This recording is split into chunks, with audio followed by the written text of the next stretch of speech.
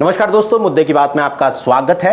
Samajwadi party के अध्यक्ष अखिलेश यादव और सुभाषपा प्रमुख ओम प्रकाश राजभर के बीच पार्टी तोड़ बयानबाजी चल रही है। एक न्यूज़ चैनल से बात करते हुए ओपी राजभर ने कहा है कि अखिलेश यादव की औकात है तो वो उनकी पार्टी तोड़कर दिखा दें। दरअसल एक दिन पहले ही अखिलेश यादव ने कहा था कि मैं चाहूँ तो 2 मिनट में ओम प्रकाश राजभर की पार्टी तोड़ दूँ। पार्टी तोड़ने के लिए मुझे महेंद्र राजभर की ज़रूरत नहीं है। और ये जो ज़ुबानी जंग है ये शुरू हुई थी हाल ही में एक कार्यक्रम के दौरान। सुहेलदेव स्वाभिमान पार्टी के अध्यक्ष महेंद्र राजभर को माला पहनाते समय एक कार्यकर्ता ने उनके ऊपर हमला कर दिया था, उन पर वार कर दिया था। इसके बाद ये ज़ुबानी जंग शुरू हुई। ओम प्रकाश राजभर पर आरोप लगा, राजभर ने अखिलेश यादव पर आरोप लगाया और ये चलने लगा। लेकिन ये बात इतनी नहीं है। आप इस वार पलटवार को मऊ सदर सीट पर होने वाले उपचुनाव की नेट प्रैक्टिस भी कह सकते हैं। दरअसल अब्बास अंसारी की विधायकी रद्द होने के बाद मऊ सदर पर सीट पर उपचुनाव की संभावना है। पूर्वांचल की पॉलिटिक्स में खुद को बीजेपी पर पहले ही भारी साबित कर चुके अखिलेश यादव के पास मौका है कि एक बार फिर वो मऊ सदर सीट के उपचुनाव में अगर वो होता है तो वहाँ पर अपनी जो लोकसभा चुनाव की जीत है पूर्वांचल में उसको एक बार फिर साबित करें। ओम प्रकाश राजभर पर यह दबाव है कि वो जब से एनडीए में आए हैं, बीजेपी के साथ आए हैं, अपनी अहमियत कहीं चुनाव में साबित नहीं कर पाए हैं। तो मऊ जो उनका इलाका है वहाँ पर वो अगर उपचुनाव हो रहा है तो वहाँ अपनी अहमियत साबित करें, ये ओम प्रकाश राजभर पर दबाव है। एक वजह और भी है कि ओम प्रकाश राजभर लगातार अखिलेश यादव के साथ ज़ुबानी जंग करके मऊ सदर सीट पर अपना दावा भी ठोक रहे हैं। लेकिन अब वो बीजेपी के साथ चूंकि गठबंधन में हैं, 2022 में वो समाजवादी पार्टी के साथ गठबंधन में थे जब समाजवादी पार्टी ने अपने नेता अब्बास अंसारी को उनके टिकट पर, उनके सिंबल पर लड़वाया था, राजभर के सिंबल पर। अब वो बीजेपी के साथ हैं तो क्या बीजेपी ओम प्रकाश राजभर के लिए ये सीट छोड़ेगी या नहीं छोड़ेगी, ये भी एक अहम सवाल है। लेकिन मऊ सदर के उपचुनाव के बहाने पूर्वांचल की पॉलिटिक्स एक बार फिर जो है 2027 के मद्देनज़र चर्चा में है। और इस पर बात करने के लिए हमारे साथ मौजूद हैं लखनऊ से हमारे ब्यूरो चीफ और एडिटर कुमार अभिषेक कुमार। आपका बहुत बहुत स्वागत है इस कार्यक्रम में। शुक्रिया आपका नीरज। तो सबसे पहले मेरा यही सवाल है, हम मऊ से ही शुरू करते हैं। तो ये क्या ये जो ज़ुबानी जंग चल रही है, ओम प्रकाश राजभर लगातार सुर्खियों में बने रहना चाहते हैं, तो क्या ये मऊ, 2 सवाल है मेरे, क्या ये मऊ सदर सीट की नेट प्रैक्टिस है, पॉलिटिक्स का नेट प्रैक्टिस है? और दूसरी बात ये सप्लीमेंट्री सवाल ये कि एनडीए में अखिलेश यादव का तो क्लियर है, लेकिन एनडीए में ओम प्रकाश राजभर और बीजेपी में से किसके हिस्से में ये सीट जाती दिख रही है? नीरज देखिए, निश्चित तौर पर ये जितनी भी घटनाएं घटी हैं, चाहे वो सीट खाली हुई हो अब्बास अंसारी के को कन्विक्ट होने की वजह से, या फिर ये जो राजभर पॉलिटिक्स में जो थप्पड़ कांड है, ये सब कुछ अगर किसी ओर बढ़ रहा है तो वो मऊ के उपचुनाव की ओर बढ़ रहा है। और मऊ का चुनाव ओम प्रकाश राजभर के लिए, बीजेपी के लिए, समाजवादी पार्टी के लिए, सभी के लिए एक तरीके का ये टेस्ट कह लें, लिटमस टेस्ट कह लें, ये होने वाला है। मैं इसको इस तरीके से जरूर देखता हूं, जो बात आपने कही कि कहीं ना कहीं ये मऊ चुनाव से जुड़ रहा है। नेट प्रैक्टिस आप कह लें, लेकिन ये सब कुछ प्लान करके हुआ हो और इस प्लान करने में क्या ओम प्रकाश राजभर को सीधे कोई फायदा हो जाएगा, मैं थोड़ा ये नहीं मानता। मुझे लगता है कि राजभर पॉलिटिक्स में इतनी गर्माहट इस वक्त आ चुकी है कि अगर इसे आप नेट प्रैक्टिस भी कह लें कि ये अगले 6 महीने के भीतर होने वाले चुनाव की एक नेट प्रैक्टिस है, तो भी कोई बहुत फायदा ओम प्रकाश राजभर को सीधे तौर पर इन घटनाक्रम से मिल जाएगा, मैं थोड़ा इस राय का नहीं हूं। मुझे लगता है कि जिस तरीके की घटनाएं घटी हैं, ये जो थप्पड़ कांड है, ये ओम प्रकाश राजभर को भी नुकसान पहुंचा सकता है, क्योंकि ये उस बिरादरी की प्राइड से जुड़ा हुआ मामला है। अगर एक राजभर ने ही थप्पड़ मारा, अब उसमें है कि किसने पिटवाया, क्या ओम प्रकाश राजभर इसके पीछे हैं, जैसा कि आरोप लगा रहे हैं महेंद्र राजभर। अगर ज्यादातर लोग इस बात में, इस थ्योरी में बिलीव करते हैं कि हाँ, ये सब कुछ एक प्री प्लान्ड और ऐसा है कि ये कराया गया है, तो फिर ओम प्रकाश राजभर को यहाँ पर इसका नुकसान उठाना पड़ सकता है, क्योंकि फिर ये बिरादरी के सेल्फ रेस्पेक्ट से जुड़ता है कि एक नेता, बेशक वो उनके साथ ना हो, बेशक वो अखिलेश यादव के साथ हो, क्या उसके साथ सरेआम इस तरीके से उसकी इज्जत के साथ खिलवाड़ किया जा सकता है? क्या उस पर धनाधन थप्पड़ बरसाए जा सकते हैं? तो ये एक ऐसा मामला है जो मुझे लगता है कि आने वाले समय में अगर ये मामला बढ़ता गया यूं ही, तो उस बिरादरी में भी इसको समर्थन कोई नहीं करेगा। और इस बात का डर ओम प्रकाश राजभर को भी है कि कहीं ये उनसे चिपक न जाए। जो आरोप लगाए हैं महेंद्र राजभर ने किया कराया सब ओम प्रकाश राजभर का है, तो ये अगर उनके ऊपर चिपक गया कि हाँ, ये ओम प्रकाश राजभर ने कराया है, तो अपनी कम्युनिटी में भी उनका नुकसान हो सकता है। ये बात उन्हें भी अच्छे से मालूम है। इसलिए उन्होंने इस घटना के बाद से अखिलेश यादव पर तोहमत लगाया कि भाई अखिलेश यादव ने फंडिंग की है उनको, और हमारी पार्टी तोड़ना चाहते थे, और ये सब कुछ जो है वो पैसे के बंदर बाट का खेल है। अखिलेश यादव को जब यह पता चला कि उनके ऊपर इस कांड के आरोप लगाए जा रहे हैं और उनको जोड़ा जा रहा है, तो फिर उन्होंने कह दिया कि मुझे किसी की क्या जरूरत है, मुझे अगर तोड़ना होगा तो 2 मिनट नहीं लगेगा उनकी पार्टी को तोड़ने में। और आज आपने देखा कि किस तरीके से ओम प्रकाश राजभर ने फिर पलटवार किया कि अगर हिम्मत है तो तोड़ के दिखा दे। तो ये सब चीजें इस राजभर पॉलिटिक्स में चल रही। देखिए, अखिलेश यादव बहुत सीरियस एक प्लेयर के तौर पर उभर आए हैं इस राजभर पॉलिटिक्स की, या राजभर बिरादरी के वोट बैंक को लेकर के। तो आने वाले समय में क्या इसका फायदा अखिलेश यादव उठा ले जाएंगे, लेकिन ये आप जान लीजिए कि मेजर प्लेयर तो मऊ के चुनाव में समाजवादी पार्टी होने जा रही है। दोनों सीट सपा ने जीती है। अगर आप घोसी का उपचुनाव देख लीजिए या फिर आप पार्लियामेंट का चुनाव देख लीजिए, दोनों बार ओम प्रकाश राजभर को मुंह की खानी पड़ी है। अब तीसरी बार क्या ओम प्रकाश राजभर वहां पर अपना किस्मत आजमा पाएंगे? मैं इसलिए कह रहा हूं क्योंकि बीजेपी इस सीट के लिए सीरियस कंटेंडर है, और बीजेपी लगातार इस सीट को लड़ती रही है। और इनके लड़ने से क्या, बीजेपी तो मान लीजिए लड़ झगड़ के ले भी ले सीट की, नहीं मेरी सीट है, टेक्निकली मैं यहाँ से, मेरी पार्टी जीती है तो मैं लड़ा हूं, तो क्या फिर ये इस सीट को जीत पाएंगे? बीजेपी का काडर क्या इनके साथ एक बार तीसरी बार खड़ा हो जाएगा दो बार को देखते हुए? तो मुझे इसमें सीरियस डाउट है। मुझे लगता है कि मैं जहां तक समझता हूं कि बहुत आसानी से ये सीट इनके हिस्से नहीं आने वाली।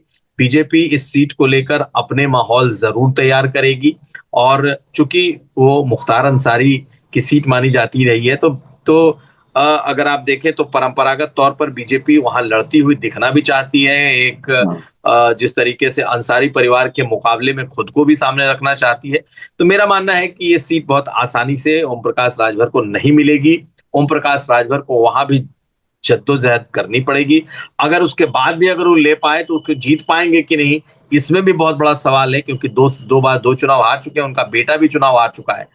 तो ऐसी स्थिति में मुझे नहीं लगता कि ओम प्रकाश राजभर के लिए वहां चीजें आसान होनी है, चाहे वो मऊ का चुनाव हो या फिर उनकी बिरादरी का जो ये राजभर पॉलिटिक्स है उसके भीतर भी। नीरज, बिल्कुल। और मुझे लगता है कि ओम प्रकाश राजभर इस वक्त उस पोजीशन में भी नहीं है कि बीजेपी के साथ किसी तरह की कोई बार्गेनिंग कर सकें।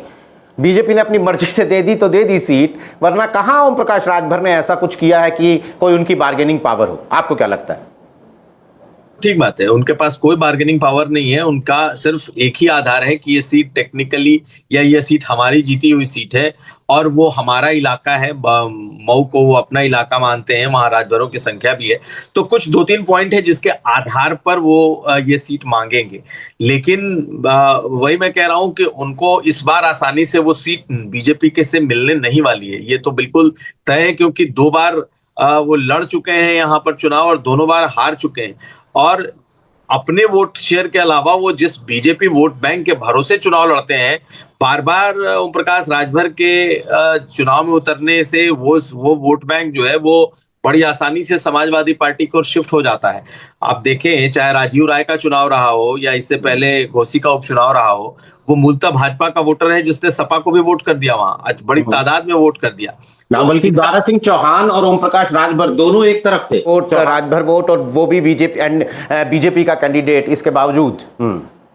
जी बिल्कुल, इसके बावजूद बीजेपी बेस के बावजूद ओम प्रकाश राजभर हारे। वो अपना वोट तो वो ट्रांसफर करा ले गए ज्यादातर, लेकिन बीजेपी के वोटर्स बिदक गए थे, बीजेपी का काडर बिदका हुआ था। हम लोग तो कई दिनों तक वहां मौजूद रहे, तो वो चीज अभी भी पूरी तरीके से खत्म नहीं हुई है। लेकिन ओम प्रकाश राजभर एक हार्ड बार्गेनर के तौर पर हमेशा से जाने जाते रहे। हार्ड बार्गेनिंग अंदर कर पाए ना कर पाए, लेकिन कम से कम बाहर माहौल बनाने में उनका कोई सानी नहीं मिलेगा आपको।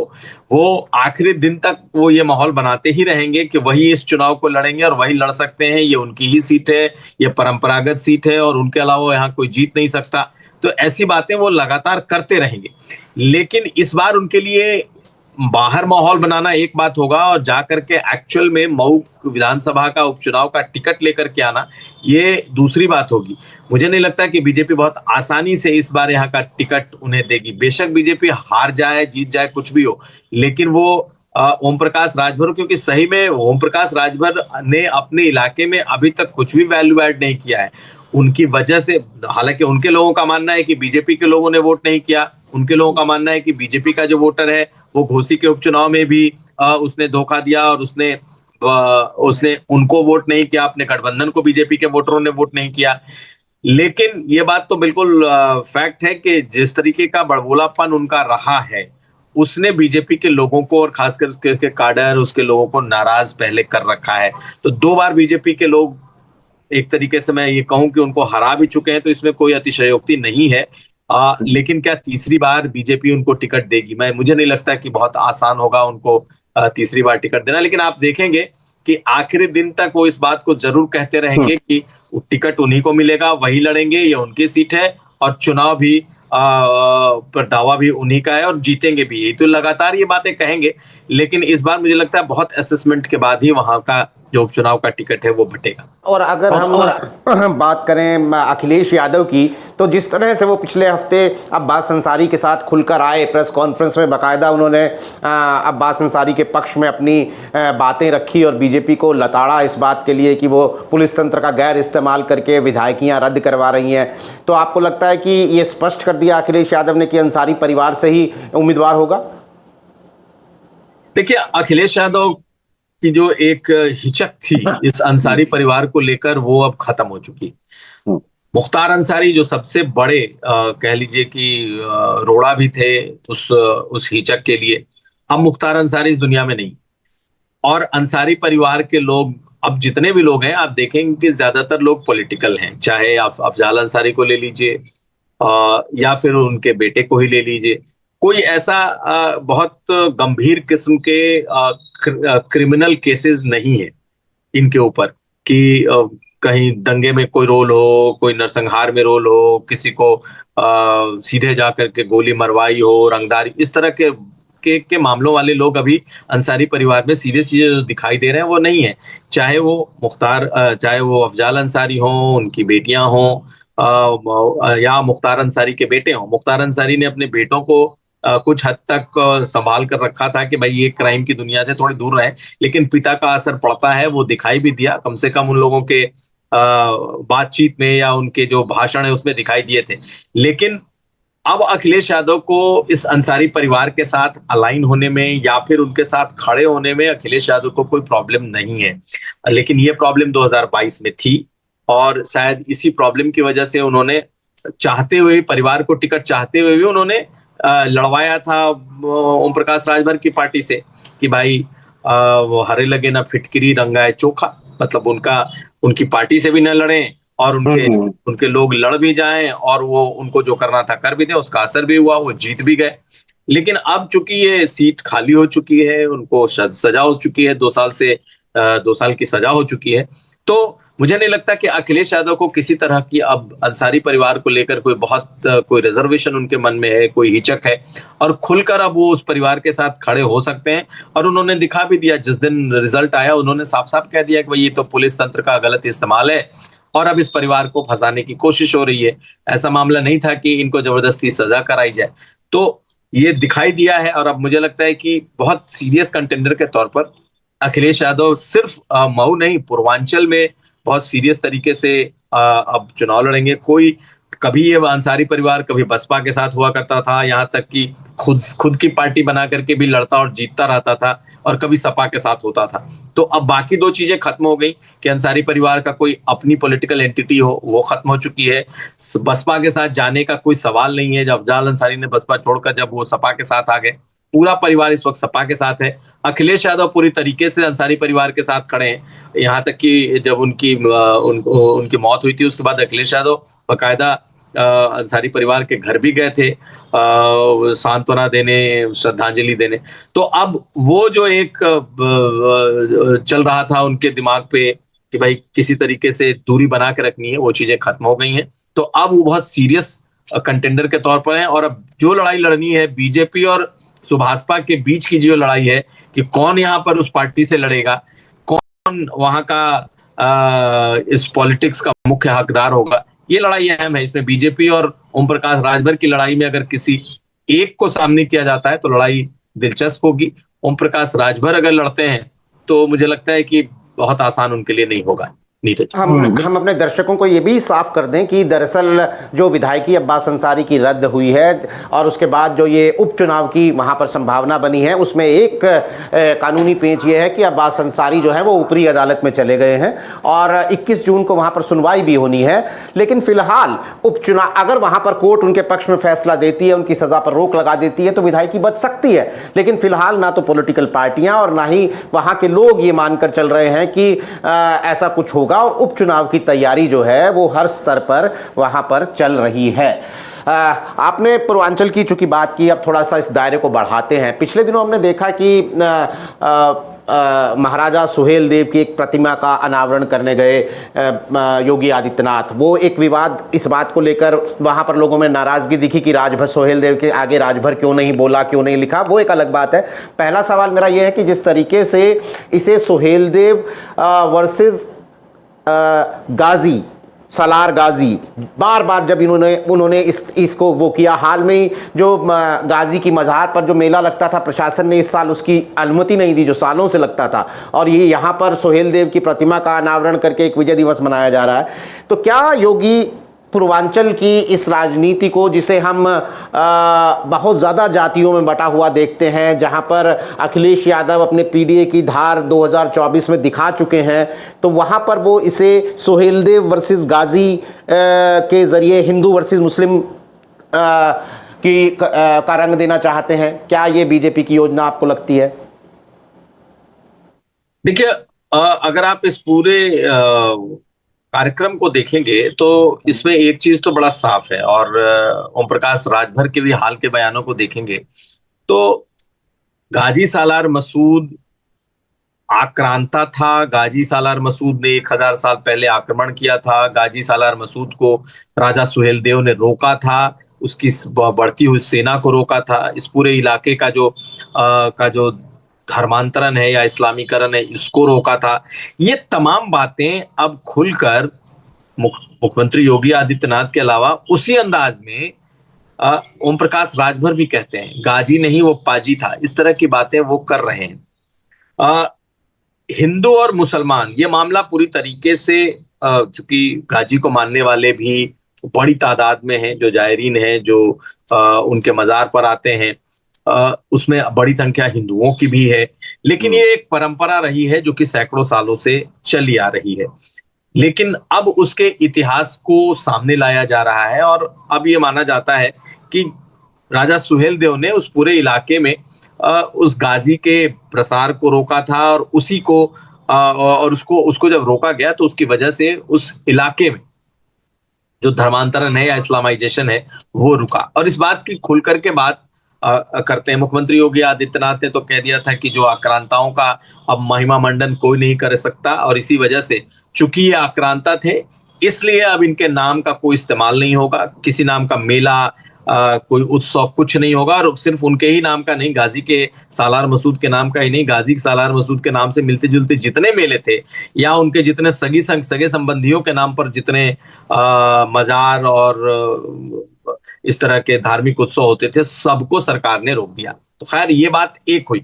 लेकिन चूंकि राजा सुहेलदेव देखिए, राजा सुहेलदेव की चर्चा ओम प्रकाश राजभर की सियासत के पहले बहुत कम होती थी।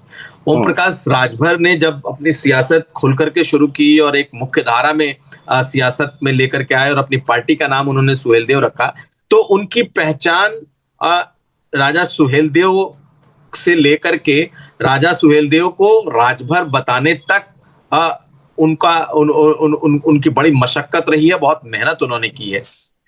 देखिए, राजाओं की कोई जाति नहीं होती, ये तो सब कहते हैं कि राजा राजा होता है, लेकिन हर कोई यही जानता है कि राजा सुहेलदेव राजभर थे, क्योंकि उनके बारे में ये बात पूरी तरीके से बताई भी गई और अब जो सियासत है वो वही मानती है।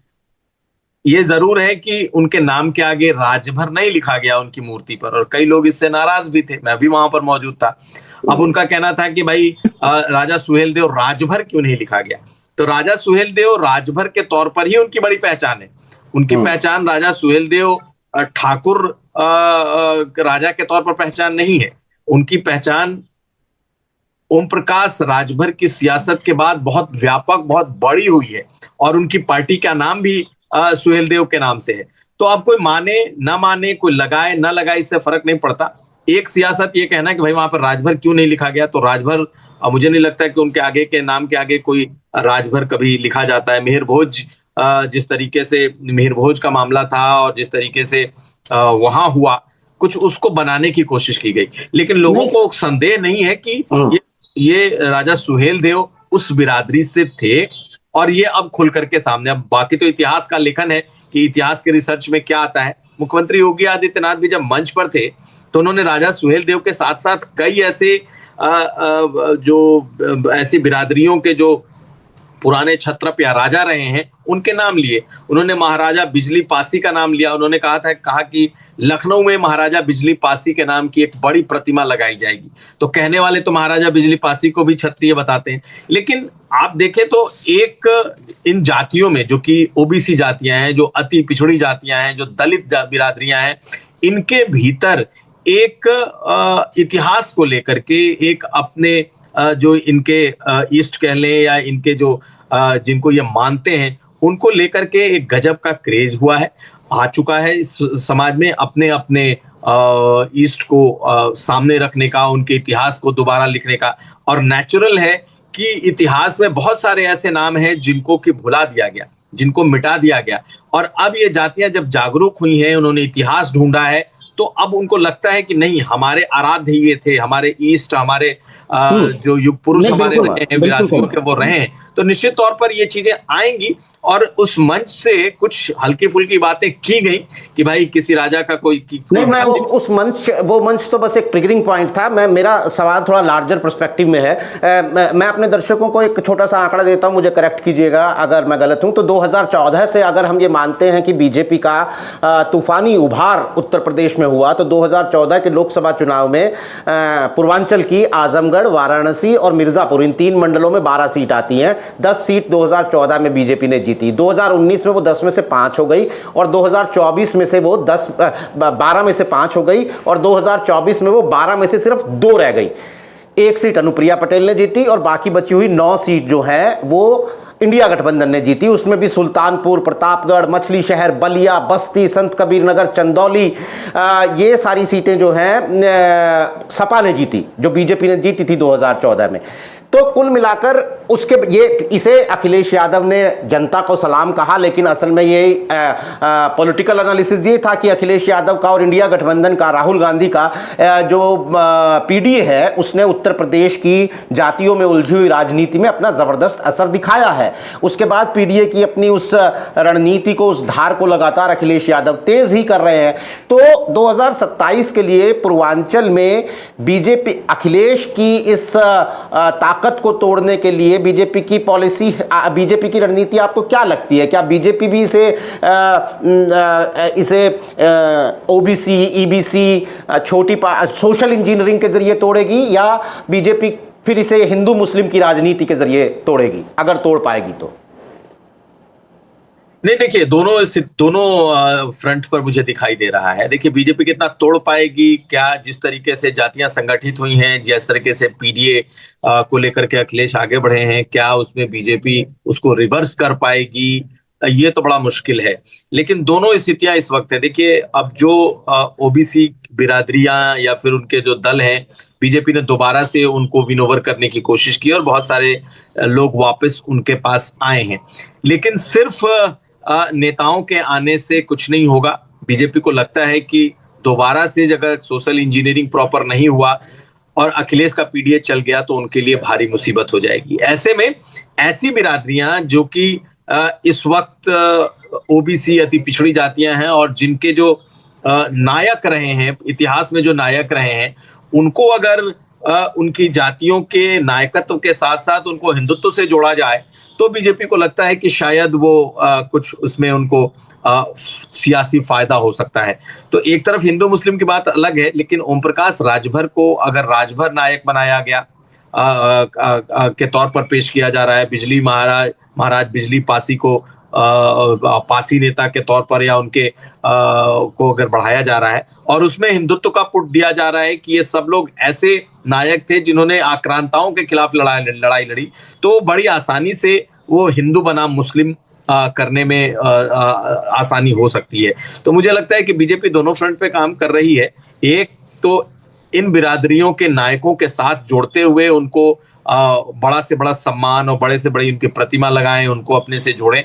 और दूसरी बात ये कि जो एक एंगल है कि ये सब आक्रांता थे या फिर ये इन सब लोगों के खिलाफ जो इन नायकों ने लड़ाई लड़ी, चाहे सुहेलदेव हो चाहे बिजली पासी हो, अगर इनको आक्रांता के खिलाफ लड़ने वाला अगर पेश किया जाएगा तो शायद एक जो बीजेपी का अपना गेम है कि हिंदू बनाम मुस्लिम या फिर उसको धर्म से जोड़ने की जो बात है वो बीजेपी को फायदा पहुंचा सकती है। तो जिस तरीके का डेटा आपने बताया पूर्वांचल में कि 2010 में क्या हुआ, 2014, 2019 में बीजेपी कैसे इन ओबीसी जातियों के बदौलत जीती भी और कैसे उनके खिसकने से बीजेपी की लगातार पिछड़ती जा रही है, तो मुझे लगता है कहीं ना कहीं ये स्ट्रेटजी है। और मुख्यमंत्री योगी आदित्यनाथ ने मंच से जिस तरीके से आक्रांताओं के खिलाफ बोला, जिस तरीके से उन्होंने ये कहा कि इनको लेकर के आगे चलेंगे, तो मुझे लगता है नीरज की ये आने वाले वक्त में बीजेपी की एक नई स्ट्रेटजी होगी ओबीसी जातियों को अपने पक्ष में लाने के लिए और उन्हें अपनी राजनीति से अलाइन करने की। काफी इंटरेस्टिंग होने वाला है क्योंकि जातिगत जनगणना का भी शेड्यूल एक तरीके से सामने आ चुका है और वो भी 2027 के विधानसभा चुनावों के पहले और उसके दौरान ही हो रहा होगा, तो उसका भी एक असर हमें इन चुनावों पर देखने को मिलेगा। लेकिन पूर्वांचल बहुत ही महत्वपूर्ण है बीजेपी के लिए। जिस तरीके से 2024 के चुनाव में इंडिया गठबंधन ने, अखिलेश यादव ने वहाँ पर अपनी ताकत दिखाई है, 2027 के विधानसभा चुनाव में बीजेपी के लिए वो एक बड़ी चुनौती साबित होने वाला है। और ये इसलिए भी ज़्यादा चैलेंजिंग हो जाता है कि योगी आदित्यनाथ जो कि गोरखपुर से आते हैं वो भी पूर्वांचल का हिस्सा है, प्रधानमंत्री नरेंद्र मोदी वाराणसी से लड़ते हैं वो भी पूर्वांचल का हिस्सा है, तो इसलिए ये काफ़ी महत्वपूर्ण हो जाता है। और अखिलेश यादव जिस तरह फोकस होकर अपनी राजनीति इस वक्त पीडीए की राजनीति को कर रहे हैं, ख़ास तौर पर जिस तरह से वो ठाकुरों पर बार बार उंगली उठाकर योगी आदित्यनाथ को जाति से बांधने की कोशिश कर रहे हैं, वो तमाम चीज़ें हैं जो काफ़ी इंटरेस्टिंग इस माहौल को बना रही हैं। तो इन बदलते हुए राजनीतिक घटनाक्रमों पर हमारी नज़र लगातार बनी रहेगी। आज हमारे साथ जुड़ने और इस पूरी राजनीति को समझाने के लिए कुमार अभिषेक, आपका बहुत बहुत शुक्रिया। तमाम दर्शकों का आभार। नमस्कार।